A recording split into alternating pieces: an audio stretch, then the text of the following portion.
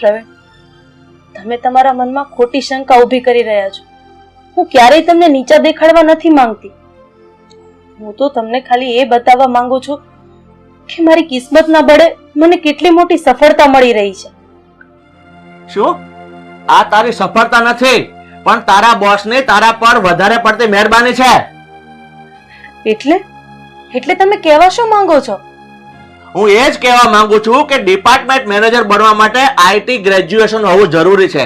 અને તું તો ફક્ત 12 ચોપડી ભણેલી છે. અરે તું તો કોઈ જગ્યાએ ક્લાર્ક બનવાને પણ હેસિયત નથી તારી.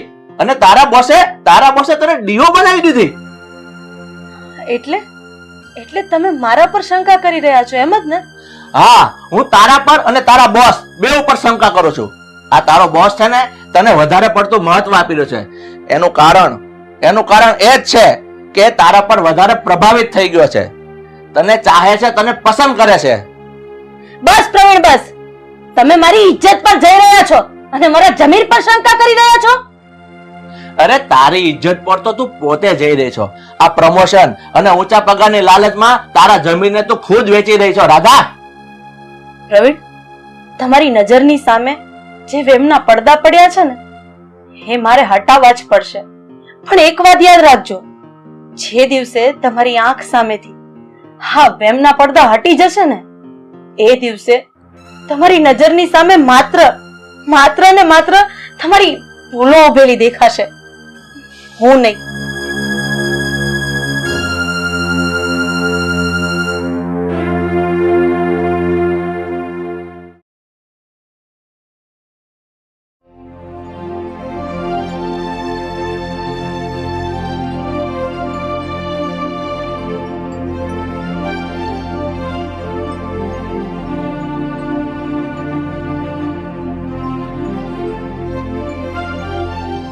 દેવાંગ, ચા બનાવી દો. ના પાયલ, અત્યારે નથી પી. હું પછી પી લઈશ.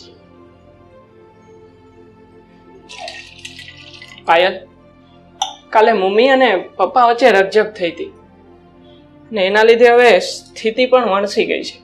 હા દેવાંગ, એ બંને વચ્ચે બહુ મોટો મતભેદ ઊભો થયો છે. ખબર નથી પડતી કે પપ્પા મમ્મીની નોકરીથી આટલા બધા નારાજ કેમ છે.